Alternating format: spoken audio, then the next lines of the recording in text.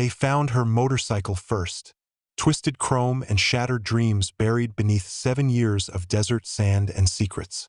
But what they discovered next would haunt every single person in that search party for the rest of their lives. When volunteer Jim Caldwell spotted that metallic glint in the blazing Arizona sun, he thought he'd finally found closure for a community that had been bleeding hope for nearly a decade. He was wrong. What he'd actually found was proof that some nightmares are far worse than anyone could imagine. This is the story of Officer Alexis Kimberly, a dedicated patrol officer who vanished on a scorching September afternoon, leaving behind only questions that would consume a small Arizona town. But the truth about what happened to Alexis was so disturbing, so unthinkable, that when investigators finally uncovered it, they almost wished they hadn't. State Route 77 cuts through Arizona's high desert like a scar across endless sagebrush and red rock formations. 60 miles of unforgiving terrain where everyone knows everyone, where secrets are supposed to be impossible to keep, and where a police officer's chrome motorcycle was as familiar as the cry of circling hawks. September 14, 1991, a Saturday that dawned clear and bright. Temperature climbing toward 95 degrees with bone-dry air that could kill the unprepared. The kind of day when the desert's beauty masks its deadly nature. But evil doesn't announce itself with rattlesnake warnings or heat mirages. Sometimes it comes dressed as an ordinary afternoon, hiding in plain sight until it's far too late.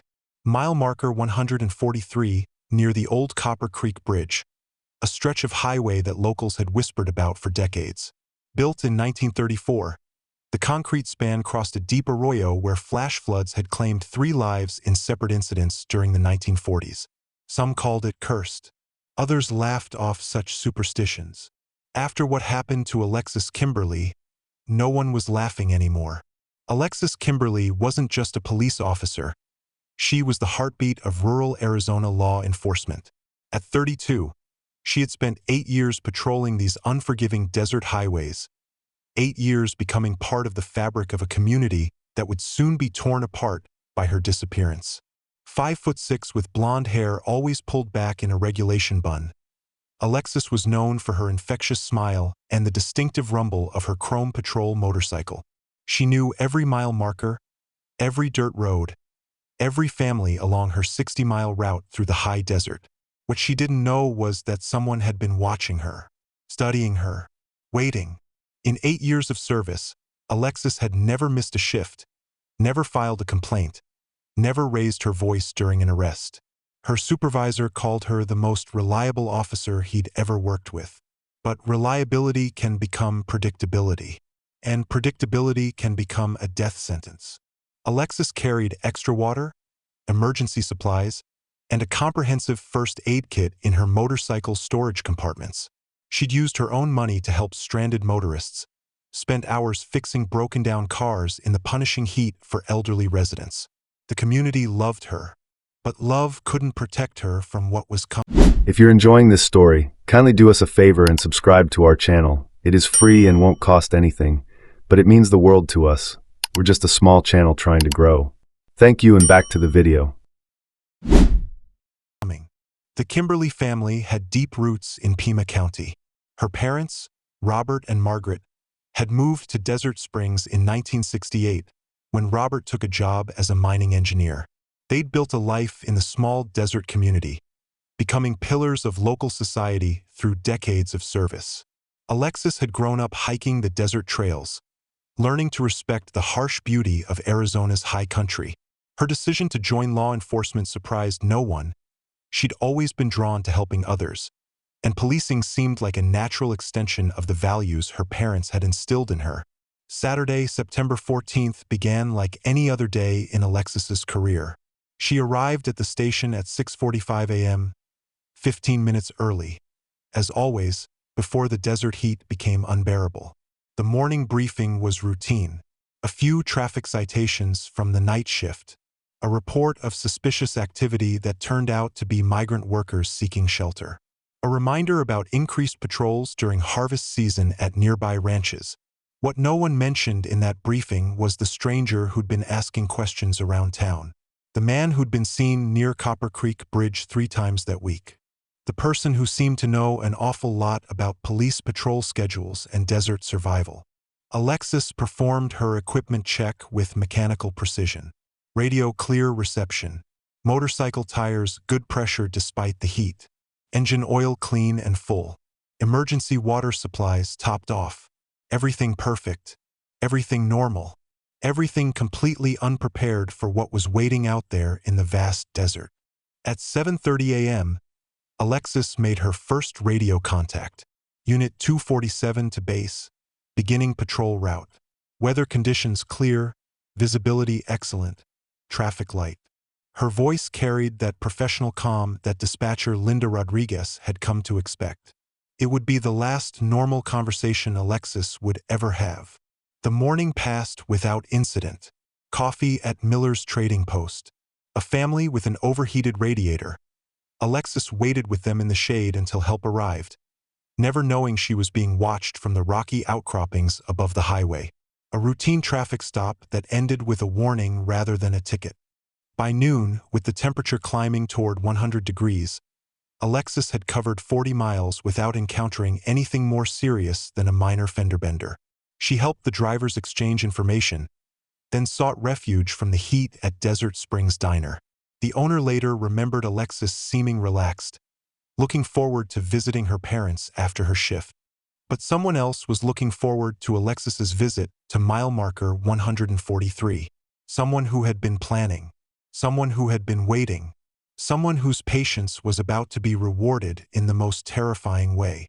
At exactly 3:47 p.m., with the desert sun at its most punishing, Alexis's voice crackled over the radio for the final time. Unit 247 to base, code 7 meal break, mile marker 143 near Copper Creek Bridge. Estimated return to patrol at 4:30. Dispatch acknowledged her transmission. Linda Rodriguez logged the time in the daily report. Alexis's voice sounded normal, perhaps slightly hoarse from the dry heat after 8 hours of patrol, but showing no signs of concern. No hint of the terror that was about to begin. 43 minutes. That's all the time Alexis had left in the world as she knew it. 43 minutes before her life would become a nightmare that investigators would spend 7 years trying to unravel. Mile marker 143 placed Alexis in an area where maintained highway gave way to rougher terrain.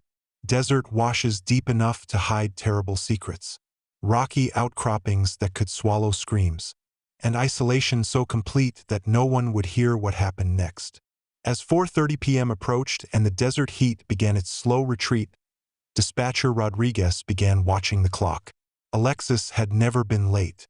Not once in 8 years. At 4:45, Rodriguez tried to make contact. Base to Unit 247, please respond. Static filled the airwaves like the hiss of something evil stirring in the desert silence. At 5:15, Rodriguez tried again, her voice carrying worry that other officers began to notice. Unit 247, this is base. Alexis, please check in. The silence that answered would become the most haunting sound Pima County had ever known. Sergeant Bradley took over at 5:30, his authoritative voice cutting through the growing dread.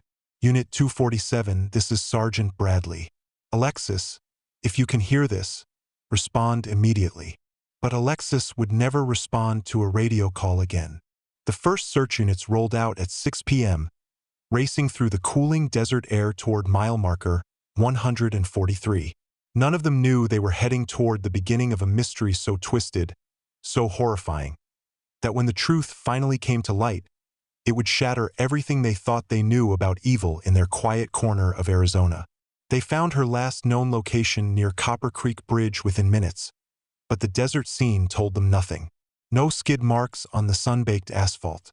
No broken glass glinting in the fading light. No signs of struggle. If you're enjoying this story, kindly do us a favor and subscribe to our channel. It is free and won't cost anything, but it means the world to us. We're just a small channel trying to grow. Thank you, and back to the video. Alexis's motorcycle had simply vanished, as if the endless expanse of desert had opened up and swallowed it whole. As the desert twilight painted the sky blood red, the character of the search changed from routine to desperate. Local volunteers arrived with flashlights and grim determination, drawn by the emergency radio traffic. Word spread like wildfire through the small desert community. Officer Alexis Kimberly was missing. The tight-knit desert community rallied with heartbreaking unity. Ranchers abandoned evening chores. Wives packed supplies for searchers. Children were sent to neighbors as adults organized into teams, ready to tear apart every inch of the harsh landscape if necessary. By midnight, 50 people were searching under the brilliant desert stars. By dawn, 200. State police helicopters swept the terrain while tracking dogs tried desperately to pick up Alexis's scent near the bridge. They found it, and then lost it after a few hundred yards, as if the desert wind had simply carried it away. But Alexis hadn't been carried away by wind. Something far worse had happened.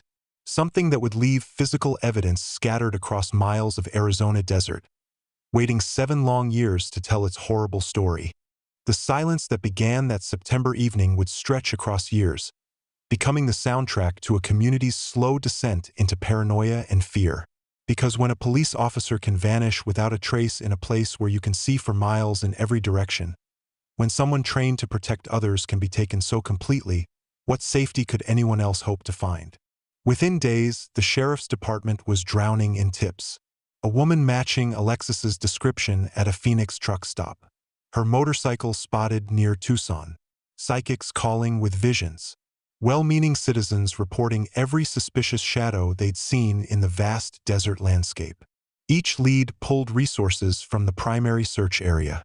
Each false hope raised and then crushed the spirits of searchers who were already running on determination and precious little else.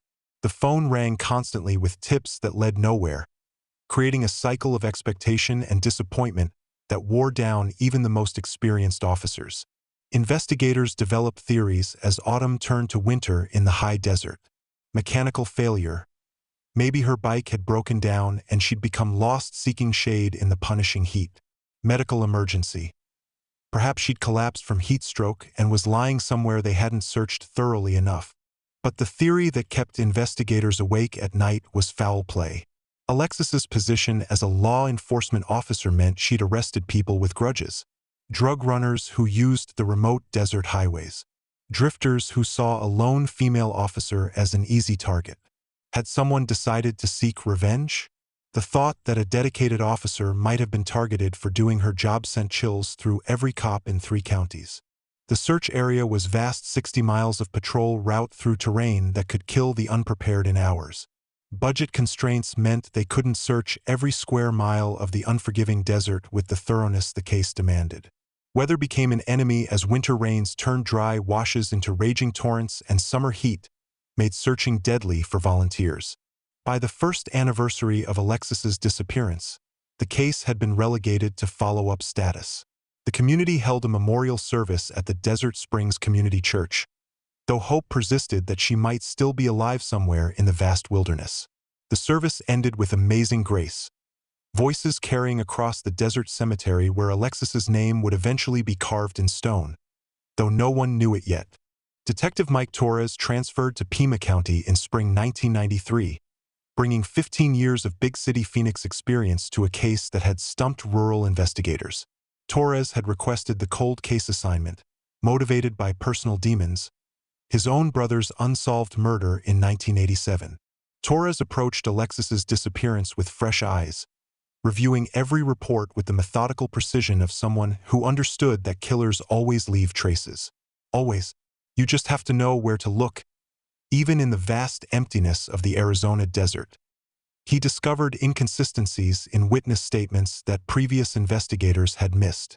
Areas along Alexis's route that hadn't been thoroughly searched due to difficult terrain or dangerous conditions. And most disturbing of all, references to 2 other disappearances in the same area.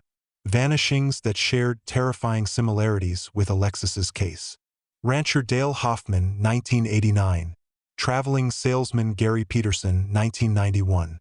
All 3 had disappeared near Copper Creek Bridge during daylight hours on weekends, when traffic was light and the desert stretched empty in all directions.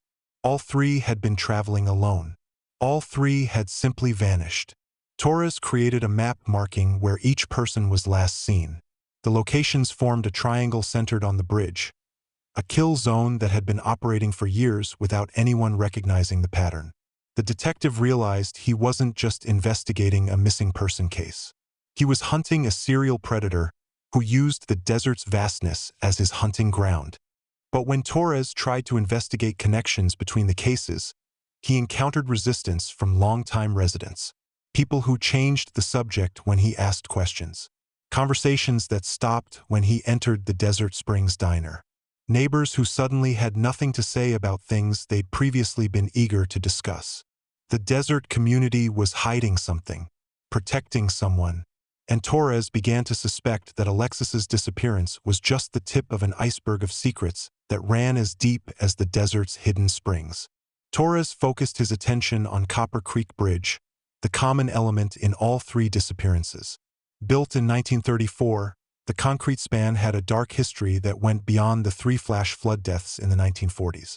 Local records revealed details that made Torres's blood run cold. During construction, 2 workers had fallen into the arroyo. Their bodies were never recovered, officially declared lost to flash flooding. But Torres found unofficial accounts suggesting the workers hadn't fallen. They'd been pushed by someone who wanted their discoveries to stay buried in the desert sand. The bridge's isolated location made it perfect for intercepting travelers. The deep arroyo below provided a natural disposal site where bodies could be buried beneath tons of sand and rock during flash floods. And the area's reputation for danger meant most locals avoided it, especially during monsoon season. It was a predator's paradise, hidden in the vast emptiness of the high desert. Torres heard whispers about the old Copper Ridge Mine, an abandoned copper extraction operation located about 10 miles from the bridge. The mining company had shut down operations in 1987, leaving behind a network of tunnels and abandoned equipment. Local teenagers occasionally used the area for parties, but adults avoided it due to stories of unstable ground and toxic runoff. The mine's previous owner, Harrison Industries, had been run by a reclusive man named Ezra Harrison who discouraged visitors and posted "danger, no trespassing" signs throughout the property. Stories circulated about strange activities during the mine's final years: unusual lights at night, machinery running at odd hours, visitors who came and went without being seen in town. Torres drove out to inspect the abandoned mine on a February morning in 1994. What he found in those deserted tunnels and processing buildings would haunt him for the rest of his career, even though he didn't understand the significance at the time. In 1997, GPS technology gave Torres the tools to create detailed maps of previously searched areas in the vast desert landscape. If you're enjoying this story, kindly do us a favor and subscribe to our channel. It is free and won't cost anything, but it means the world to us. We're just a small channel trying to grow. Thank you, and back to the video. Computer modeling helped analyze patrol routes, timing, and geographical features that earlier investigators had missed. The technology revealed 3 locations that hadn't been thoroughly searched due to dangerous terrain and extreme weather conditions. Local geology student Kevin Walsh joined the investigation, bringing knowledge of desert drainage patterns, flash flood zones, and mineral composition. Walsh pointed out that monsoon season flooding could have carried debris miles downstream from the original incident site, debris that might include Alexis's motorcycle. Torres organized a new search for May 1998, focusing on areas identified through computer analysis and geological surveys. Weather was perfect: spring temperatures before the deadly summer heat set in. Volunteers arrived with metal detectors and renewed hope. After 7 years, maybe technology could succeed where traditional desert search methods had failed. The search teams included experienced desert trackers, retired police officers, and Alexis's family members who refused to give up. Torres coordinated with military precision, assigning specific areas and ensuring all findings were properly documented in the harsh conditions. As volunteers spread across the unforgiving landscape, tension built among the searchers. Everyone wondered if this search would finally provide answers or add to 7 years of desert mirages and false hope. The answer came at 2:15 p.m. on May 23rd, when Jim Caldwell spotted something that would change everything. Metallic chrome glinting in the blazing Arizona sun. partially buried in a desert wash 2.3 miles downstream from Copper Creek Bridge, hidden beneath years of accumulated sand and desert debris. As Caldwell brushed away the grit and tumbleweeds, chrome handlebars emerged from the earth like bones from a grave. Alexis's patrol motorcycle. After 7 years of searching the endless desert, physical evidence finally lay before them. Torres arrived within minutes, his heart racing as he looked down at the machine that had carried Alexis on her final patrol through the unforgiving landscape. But instead of providing closure, the discovery opened a door to something far more sinister. The motorcycle's condition immediately troubled Torres. It appeared to have been carefully placed rather than washed there by flash flooding. Chrome parts that should have been sandblasted by desert winds were intact, while others showed signs of deliberate destruction. Alexis's helmet lay 15 feet away, cracked but not shattered in a way consistent with a high-speed crash. Most disturbing was the complete absence of skid marks or debris above the wash. Someone had moved this motorcycle here. Someone had been covering their tracks for 7 years in the vast Arizona wilderness. The state crime lab confirmed Torres's worst fears. Damage patterns were inconsistent with any kind of desert accident or flash flood deposit. Paint scrapes suggested the bike had been transported by truck across the rough terrain. Several expensive components had been removed, not lost to the elements, but taken. And most chilling of all, there was no trace of Alexis's blood or DNA anywhere on the machine. Inside the helmet, technicians found a piece of paper wedged behind the padding. Despite 7 years of exposure to desert extremes, Alexis's handwriting was still legible. If found, check old copper mine. aka, Alexis had survived long enough to leave a message. But what had happened to her after that? Local mining records revealed an abandoned copper extraction shaft 500 yards from where the motorcycle was found. Sealed in the 1960s due to safety concerns but compromised by decades of desert weather, the shaft descended into darkness that Torres would soon wish he'd never explored. What they found inside defied every theory about Alexis's disappearance.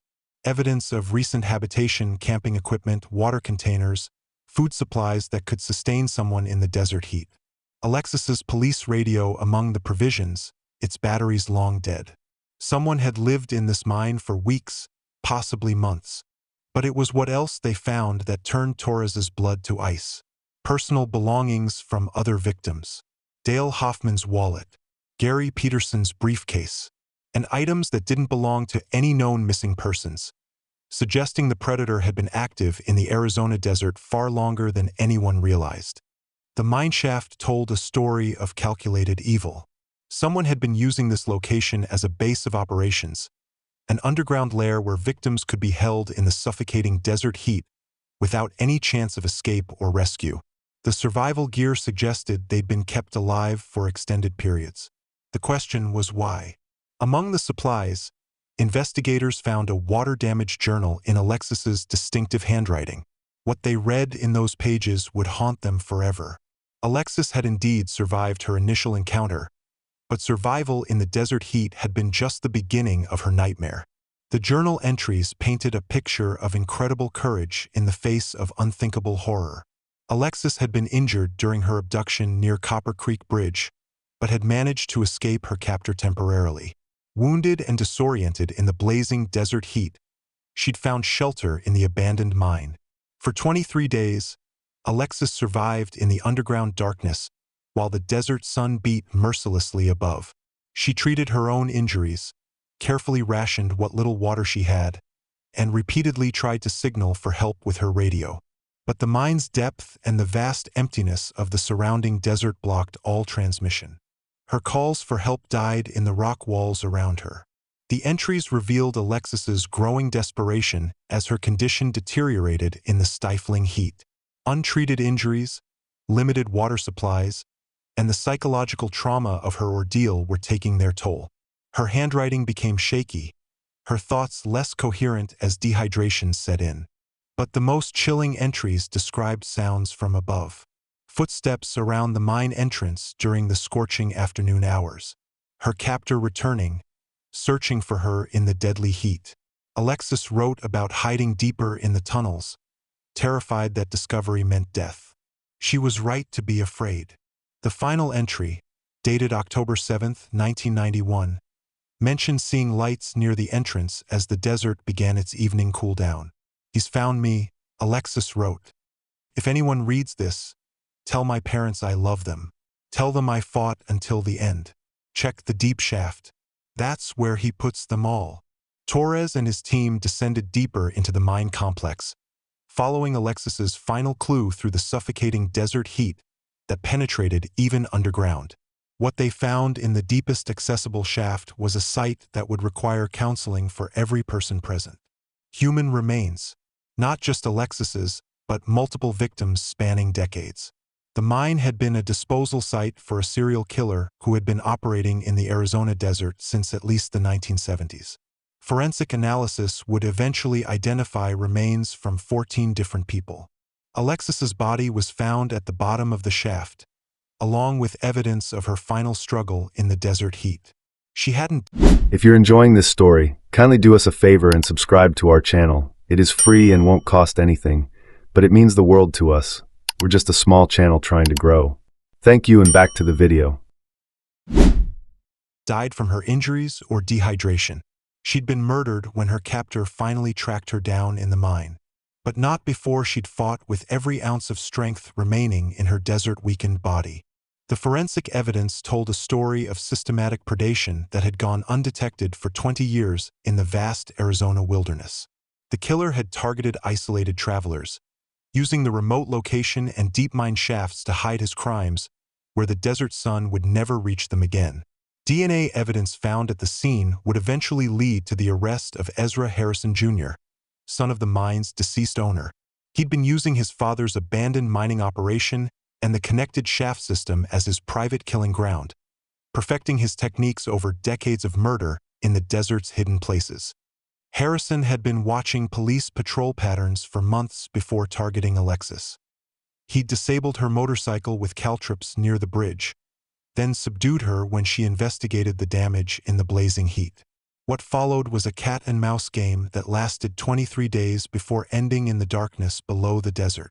Ezra Harrison Jr. was arrested in November 1998 at his apartment in Phoenix, where he'd been living under an assumed name while working as a mining equipment mechanic. DNA evidence from the desert mine connected him to Alexis's murder and the disappearances of 13 other victims over 2 decades. During interrogation, Harrison showed no remorse for his crimes in the Arizona heat. He described his victims as desert test subjects and expressed pride in having evaded detection for so long in the vast wilderness. The mine system had provided perfect conditions for his experiments in terror and murder, hidden from the blazing sun above. Harrison was convicted on 14 counts of first-degree murder and sentenced to death. He died in prison in 2003 while awaiting execution, taking to his grave the locations of 3 additional victims whose remains were never recovered from the endless desert. Alexis's funeral drew thousands of mourners from across Arizona. Her parents, Robert and Margaret, finally had closure after 7 years of uncertainty. Alexis was laid to rest in the Desert Springs Cemetery, where desert wildflowers bloom each spring in memory of those who never came home. Detective Torres retired shortly after Harrison's conviction, unable to continue investigating violent crimes after seeing what human beings were capable of doing to one another in the isolation of the desert. The abandoned mine property was sealed permanently, its shafts filled with concrete to ensure they could never again serve as instruments of evil. Copper Creek Bridge was eventually replaced with a new span built a quarter-mile upstream. The old bridge was demolished, its concrete buried in a landfill where it could no longer cast shadows over travelers who passed through the desert. Officer Alexis Kimberly's name is inscribed on Arizona's Peace Officers Memorial, honoring her service and sacrifice in the unforgiving desert.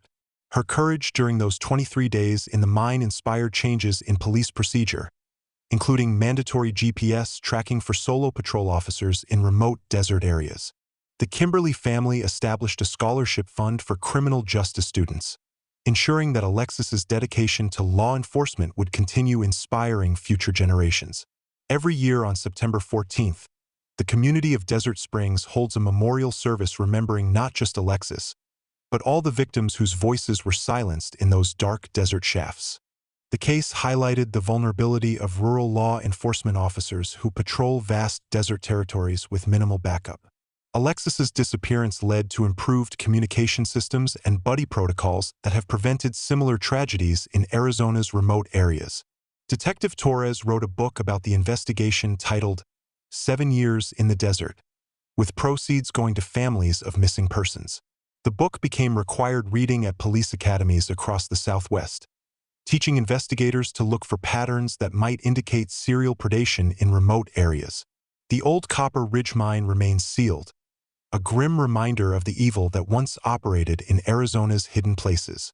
Local residents avoid the area, though some say that on quiet desert nights, you can still hear echoes from the filled mine shafts, voices of the victims who finally found peace when their killer was brought to justice.